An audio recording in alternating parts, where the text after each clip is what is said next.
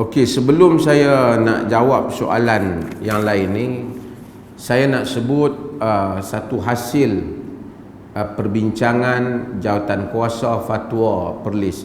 Tapi dia tak jadi fatwa rasmi lagi ni. Sebab nak jadi fatwa rasmi dia mesti melalui beberapa proses. Mesti pergi kepada Majlis Agama Islam. Kemudian selepas daripada itu, setelah diluluskan ataupun dipersetujui dalam majlis, kemudian diangkat kepada raja pemerintah, dan kemudian baru sama ada digazetkan atau seumpamanya, baru dianggap sebagai fatwa itu rasmi. Namun oleh kerana ia membabitkan satu hukum yang sering ditanya, jadi kita telah bincang panjang baru-baru ini yang membabitkan ahli-ahli fatwa negeri Perlis tentang pekerjaan menghantar makanan ataupun menghantar penumpang yang kadang-kala bercampur dengan barang-barang yang haram. Ini tak kira lah dia kerja dengan syarikat mana pun, saya tak mahu sebutlah, nanti dia ada sebut nama syarikat di sini. Jadi bila dia sebut tu, dia nak kena ambil order. Bila ambil order tu ada yang halal, ada yang tidak halal. Ataupun dia mungkin ambil penumpang. Penumpang tu naik dengan dia. Penumpang tu mungkin naik, penumpang tu mungkin bawa 2-3 botol arak sekali dengan dia. Di Perlis mungkin ada tak banyak kot. Tapi di negeri-negeri yang ada pelancongan dan seumpamanya, kes-kes yang seperti ini berlaku. Jadi kita akan sebut jawapan dalam hal ini ikut sekuen dia, supaya siapa yang mendengar jawapan ni dia kena dengar semua. Jangan dia pergi dengar sepatah tu, aku nak sepatah tu je. Dia tak boleh. Pada umumnya pekerjaan menghantar makan ke, hantar penumpang ke, pekerjaan ini pada umumnya adalah pekerjaan yang harus, bukan harus Indonesia, harus kita jaiz, iaitu dibolehkan. Karena umumnya kerja menghantar ni kerja yang halal, selagi mana dia tidak terlibat dengan penghantaran yang jelas jenayah. Kayak dia mengedar dadah, tu edar tu tak boleh lah. Ataupun dia menjadi pemandu kepada aktiviti jenayah, itu tak boleh lah, itu jelas. Tapi seorang yang kerja dia umum, apa tugasan? Menghantar barang. Dia tak habaq hantar apa, kerja hantar barang. Apa barang orang suruh hantar, hantar. Daripada lori ke orang call minta sewa lori, dia bawa lori, dia punggah barang orang tu, dia hantar ke tempat yang dia mahu. Ataupun dia hantar bungkusan ke apa sekarang ni macam-macam dalam PKP ni. Ataupun dia bawa makanan tu, order makanan dalam macam-macam aplikasi yang ada. Panda lah, saya sebut lah, GrabFood lah, macam-macam. Mereka ni semua terlibat. Ya. Positifnya adalah kita lihat ramai katanya mak-mak rempit sudah tidak merempit kerana mereka pergi hantar makanan. Okey lah kan. Okey, pekerjaan ini asalnya adalah halal. Status tu dulu, logo halal tu dulu bagi kat depa. Baru kita nak bincang tentang perkara-perkara yang ada kaitan dengan hal ni. Okey. Bila kita tahu kerja dia adalah menghantar barang, maka tugasan dia hantar barang. Dia tidak perlu memperincikan untuk mengetahui apakah barang yang dia hantar, kerana agama tidak menyuruh untuk dia menjadi pengintip kepada barang yang dia bawa. Memadai dengan untuk dia mengetahui barang yang dia bawa itu tidak bercanggah dengan undang-undang pemerintah. Cukup. Dia tak payah tanya ni barang dalam ni halal ke haram, Tok Saduk tanya. Kalau dah tengoklah barang ni, tak payah pula pergi baca, nak baca dulu ingredient dia ni. Ada tak barang-barang yang syubhah ataupun haram, tak payah nak buat kerja tu. Kerana dia bukan bahagian pengawasan syariah barang-barang. Kerja dia ialah menghantar. supaya dia tak serabut kepala dia dengan hal-hal ni. Tak disuruh kata aku ni sejak mengaji ni warak sikit, nak hantar hang kena bagi tahu dalam ni ada apa. Tak perlu.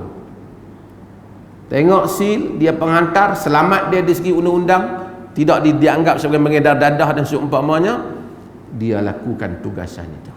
Itu. Adapun jika zahir memang tugasan dia ni nak suruh hantar benda haram. Ni, hari ni hang punya tugasan hantar satu kontena ni, tak ada barang lain dah, memang hang kena pergi hantar arak ni 30-40 botol di tempat ni. Clear. Ataupun ni babi duk goreng panas-panas ni, hampir hantar Ustaz. Clear. Apa hukum kalau dalam keadaan yang demikian? Di sisi majoriti para ulama, mereka mengharamkan jika perkara itu jelas haram, barang haram. Dia nak hantar ni kepada, kita kena tahu dia hantar ni kepada non-muslim. Non-muslim. Mereka kata tak boleh di atas berbagai alasan. Salah satunya alasan yang agak mengusul ialah tentang khitab furu', tentang arahan Tuhan kepada manusia ini berhubung dengan furu' syariah, iaitu semayang, puasa, semua ni. Adakah orang kafir terkena ataupun tidak terkena? Kerana mereka adalah telah kufur daripada awal. Kalau mereka terkena, maka kita tak boleh bekerjasama dengan mereka. Mereka haram, kerana mereka haram makan babi. Ataupun sebenarnya tak bincang dah haram makan babi itu kerana mereka dah kufur daripada asal, seperti mazhab Abu Hanifah. Ini teknikal lah. Sebahagian kata itu urusan di akhirat, tak apa. Yang pentingnya jumhur menyatakan tidak boleh.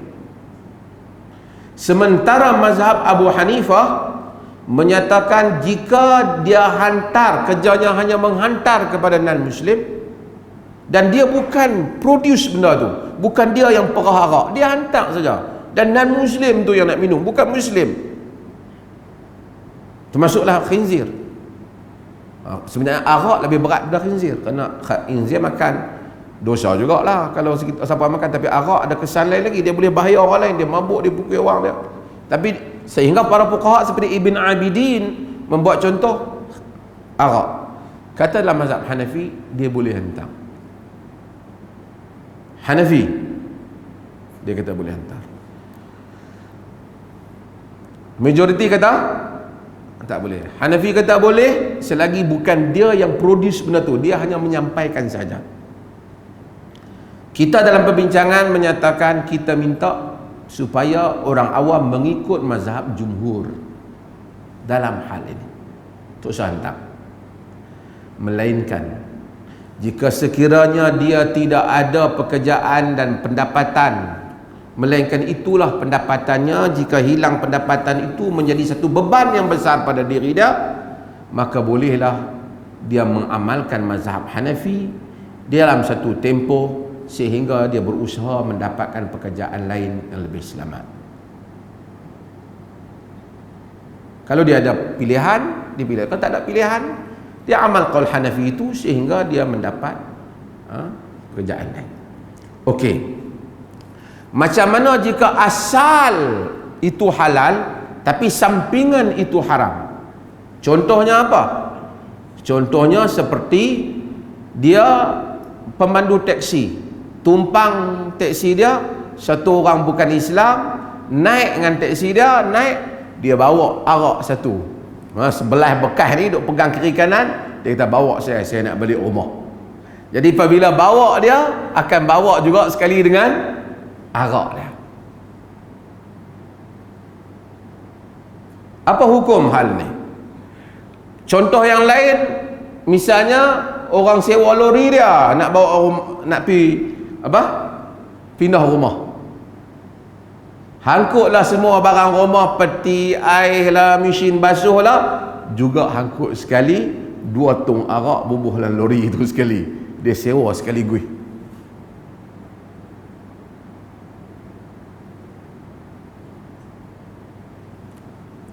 Dalam hal keadaan seperti ini, kita melihat kaedah yang disebut oleh para ulama, termasuk disebut oleh Al-Imam Suyuti di dalam Al-Asbah wal Nadhair, iaitu yughtafar fi tawabi'i ma la yughtafaru fi ghairiha. Dimaafkan pada benda-benda yang menjadi ikutan sampingan apa yang tidak dimaafkan pada yang selain daripadanya. Maksud benda yang menjadi ikut dimaafkan. Contoh para fuqaha buat klasik punya contoh dalam kitab-kitab fiqh lama, mereka buat ialah misalnya membeli janin. Tak boleh. Janin lembu tu, dalam perut lembu tu tak boleh kita nak beli yang tu, tak dijual, tak boleh jual. Tapi kalau kita beli ibu dia masuk sekali dengan janin, tak apa.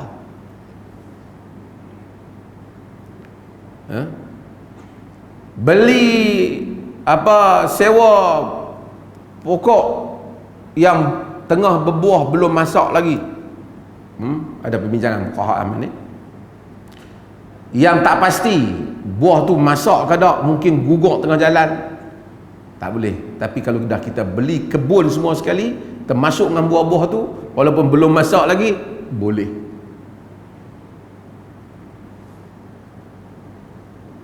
Maka dengan itu termasuklah hal-hal ni. Kalau orang order kek, terimalah sebagai kek. Dalam dia tu ada apa? It's not our business. Ceritanya kek. Hantar sebagai kek. Maka itu di atas dianggap sebagai tabi' yang mengikutnya. Demikian juga kalau dia jual order nasi, kira nasi lah. Apa dalam nasi itu? Tabi'. Kita tak usah duk mendetail. Melainkan jelas dia order seketui daging khinzir. Hak tu masuk bab hak tadi. Okey. Cumanya bab ni semua kita bahaskan apabila membabitkan bukan Islam. Dan bukan Islam ni, di samping hukum hakam ni, ada satu bab lagi untuk mereka berada dalam negara di mana hak telah diberikan oleh negara pada mereka, dan orang Islam ala syurutihim menunaikan janji mereka dalam perjanjian, macam mana Nabi tunaikan janji tadi. Cumanya kita nasihatkan, kalau sekiranya dia tu pergi hantar arak, hantar banyak-banyak barang, tengok-tengok ada arak satu botol, 3-5 botol. Rumah tu rumah orang Islam, hantar peti air, hantar TV, hantar, ada juga botol arak. Rumah Muslim. Menjadi tanggungjawab dia bukan saja seorang penghantar, tapi dia seorang Muslim, menunaikan amar ma'ruf dan nahi mungkar, menasihati orang Muslim itu, memberitahu dia haram arak untuk diminum oleh seorang Muslim. Tu dia kena bagi tahu lah. Itu dia tak boleh biarlah. Tengok kalau ada Muslim pergi makan nasi goreng ni, yang mana kedai kata nasi goreng ni tak tahulah, kata rasanya macam tak halal, dia boleh bagi. Tapi kalau orang lain kita tak biar detail.